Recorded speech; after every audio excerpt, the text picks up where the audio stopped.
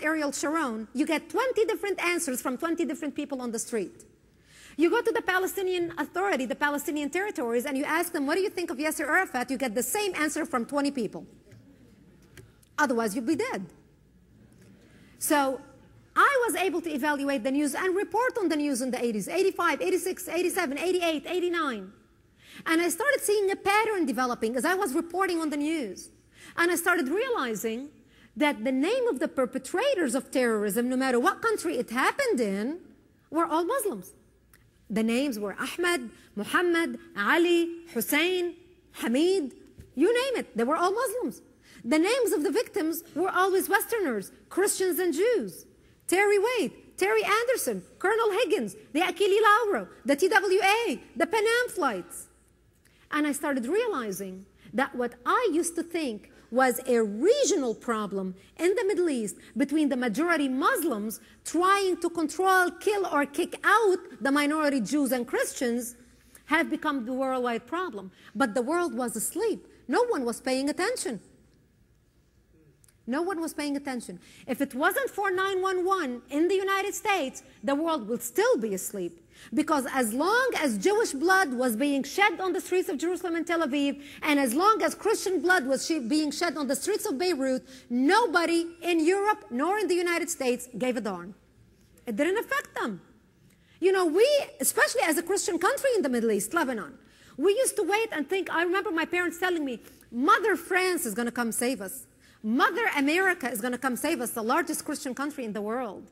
Mother Britain is going to come save us. The Vatican is going to do something. The Christians were asleep. While the Christians were asleep, the Jews came and shed their blood to save the Christians in Lebanon. And here we are today, after September 11th. September 11th, I had hoped was a wake-up call for America. But sadly, we pushed the snooze button and we're back snoozing again. And that's a sad reality. In my book, Because They Hate, I discussed how terrorist organizations have infiltrated the United States, how terrorists have set up shop in the United States. And I used an example, Hamas. And I use Hamas in particular because when people think of Hamas, they don't think America. Hamas is Israel's problem. Who gives a darn what happens over there? Gaza is so far. You know, it's a 13-hour flight. Who cares? It doesn't affect me. This is what people here think. It's an 8,000 miles away problem. Hamas, of all the terrorist organizations in the United States that have set up shop in America, and the top three are Al-Qaeda, Islamic Jihad, and Hamas, Hamas has the largest infrastructure on American soil. Hamas has cells in over 40 states in the United States. Over 40 states. Hezbollah has 11 cells in the United States. People don't realize that. Hamas has cells from New York to California and everywhere in between, including LA, San Diego, Santa Barbara, San Francisco, and I'm only giving you California because I know this affects you. Orange County, Anaheim, there's a major cell in Anaheim. There's a major cell of Al-Qaeda in Anaheim. There's a large concentration of Arabs and Muslims, well, Muslims because Christians are not blowing themselves up with anybody, but there's a large Islamic concentration in LA. And what's happening is they are coming here and infiltrating and blending into groups. And Hamas, I'm going to tell you the Hamas Charter, Article 22 of the Hamas Charter. Many people don't realize this. Here's what the Hamas Charter says. Quote, with their money, they created secret organizations that spread around the world in order to destroy societies and carry out Zionist interests, talking about the enemy. Such organizations are the Freemasons, Rotary Club, Lions Clubs, B'nai B'rith, and the likes. All of them are destructive espionage organizations to be destroyed.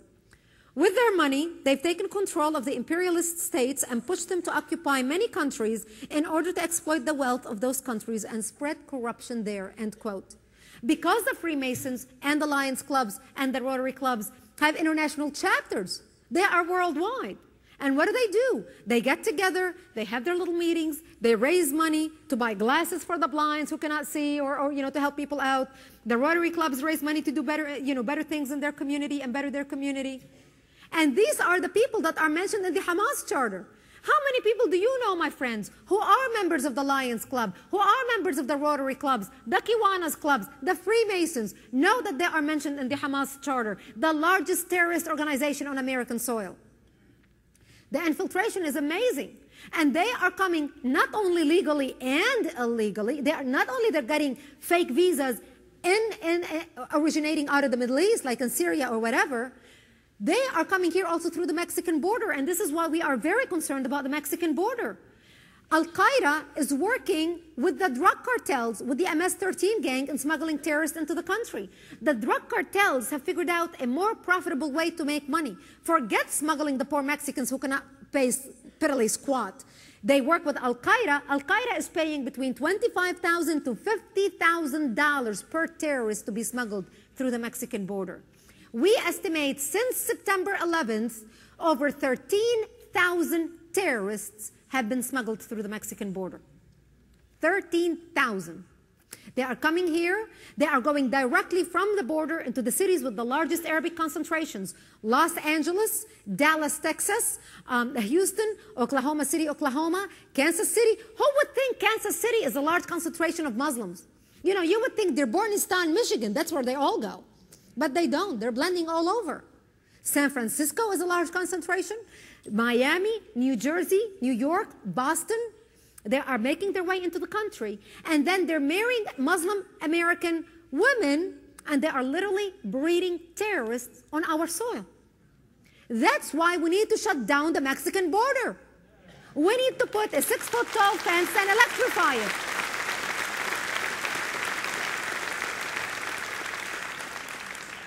So they get to our country.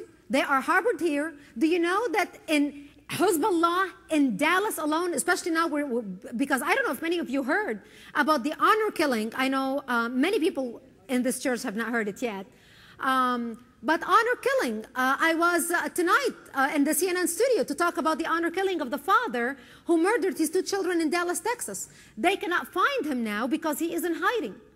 And I assure you, he is hiding in some mosque, at some imam, or at some Muslim's house who looks at him as a hero. We're seeing the Islamic culture effect on our society. People don't realize that there is such a concentration of terrorist cells in Texas.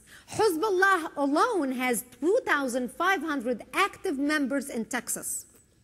2,500 terrorists. That's just Hezbollah alone. It is unbelievable. And then they get here, and then they continue their diet of hatred fed to them through the mosques in the United States. This is why we're working very hard to literally fire and expel the imams who are teaching the hatred in the mosques, and put pressure on Saudi Arabia, which is supplying books to these mosques. The Freedom House, the Center for Religious Studies, went undercover last year, and for 1 year, they collected books and publications, provided to the mosque, over 200 books and publications they collected, provided to American mosques by the government of Saudi Arabia to teach Muslims living in America how to deal with infidels living in an infidel land. And here's what they're teaching. In these books and publications, they repeatedly exhort Muslims to, and I quote, hate them for their religion, meaning us, Christians, Jews, Buddhists, atheists, and everybody else, to hate for Allah's sake, always oppose them in every way, maintain a wall of resentment against them. They say that democracy is responsible for all the horrible wars of the 20th century, and that attractive names like democracy, justice, freedom, brotherhood, and equality cause all of the world's problems. This is what they're teaching. And I'm quoting you. I'm looking at papers so I don't misquote anything. They say that it is the religious duty of every Muslim to, quote, impose functionally Islamic government on every country in the world.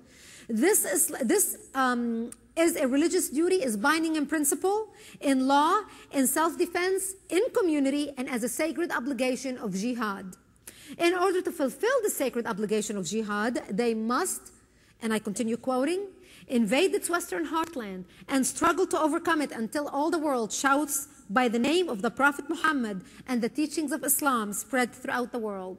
Only then will Muslims achieve their fundamental goal. All religions will be exclusively for Allah. This is what they're teaching in Arabic. While they have interfaith dialogue, they invite people from the community to come break the fast with Ramadan. Many of you in America have also seen how our children, many of you in California have seen how our children are being brainwashed in the public school system, studying Islam.